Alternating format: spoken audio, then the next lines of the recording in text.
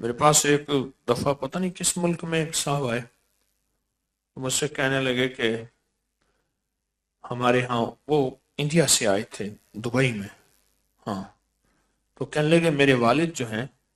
کیا کرتے ہیں آپ کے والد؟ کہنے لگا میرے والد جو ہیں وہ ہاتھیوں کو سنبھالتے ہیں، ایک ہاتھیوں کا فارم ہے، اس کو سنبھالتے ہیں، ان کے پاس تجربات ہیں. میں نے یہ راز بتایا. میں نے کہا اپنے والد سے جا کے کہنا ہاتھیوں پہ نظر رکھیں، ہاتھیوں کے باندھنے کی جگہ ہے، کیا وہ ہاتھی جہاں اس کے باندھنے کھڑے ہونے کی جگہ ہے، کیا وہ ہاتھی وہاں پیشاب کرتا ہے؟ اگر نہیں کرتا تو پھر مجھے بتانا، اور وہاں سے پھر خزانہ ملے گا. اچھا، میں نے ان کو کہہ دیا.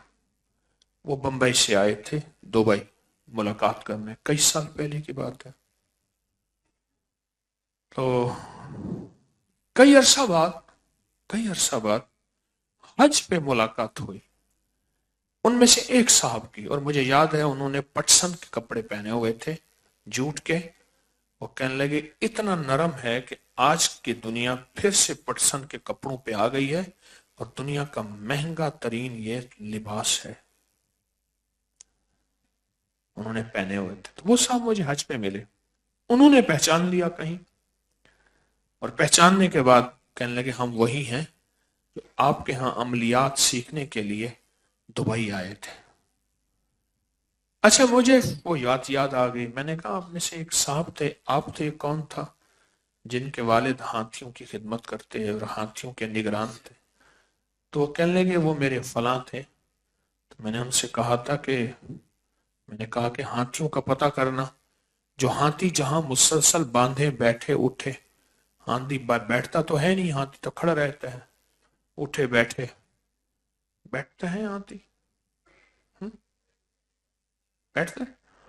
اچھا، وہ بیٹھتا ہوگا، میری معلومات کمزور ہیں. تو جہاں ہاتھی اٹھے بیٹھے تو وہاں اگر پیشاب نہ کرے. میں نے یہ بات کہی، فوراً کہنے لگے کہ ان کے والد چونکہ بات دلچسپ تھی اور بات کے ساتھ خزانے لگے ہوئے تھے، اس لیے ان کے والد نے اس بات پہ بہت توجہ کی اور بہت دھیان دیا، بہت توجہ کی، بہت دھیان دیا، اور کہا بات سچ نکلی کہ انہوں نے ایک جگہ بتایا کہ یہاں ہاتھی ہے اور کئی سالوں سے دیکھ رہا ہوں یہاں پیشاب نہیں کرتا. اور کہا میں نے سمجھا شاید یہ ڈیسنٹ، نستعلیق، با سلیقہ، صاف ستھرا ہاتھی ہے کہ دیکھیں جہاں اٹھتا بیٹھتا ہے وہاں پیشاب نہیں کرتا، لیکن پتہ تو اب چلا. اور کہا کہ انہوں نے وہاں کھودا تو نیچے سے کسی دیوار کے آثار ملے، کیسے کسی دور میں کوئی یہاں محل تھا، قلعہ تھا، کوئی بڑا گھر تھا، آثار ملے. اور کہا کہ آثار ملنے کے بعد سیڑھیوں کے آثار ملے، لیکن لوگوں کو پتہ چل گیا. اور کہا جو وہاں اس علاقے کے مالک تھا اس سے پتہ چلا کہ یہاں خزانہ ہے. بات نکلی، اس نے ان کو ہٹا دیا، فوراً وہاں چار دیواری دے دی.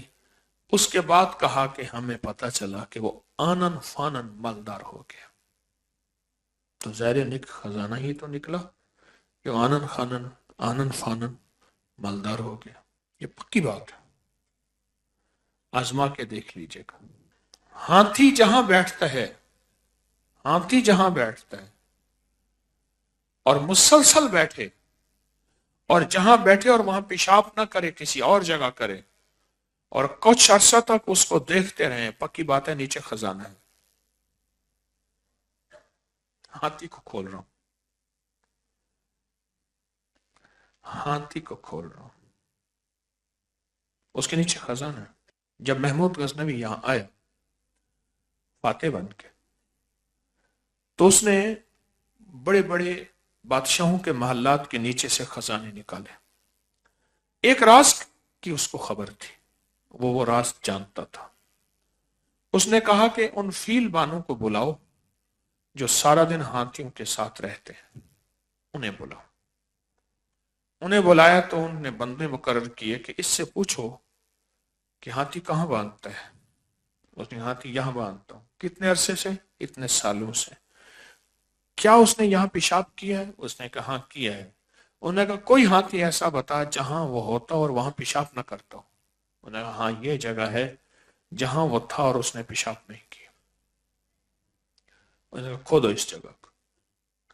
جب اس جگہ کو کھودا تو نیچے سے خزانہ نکلا. کیوں؟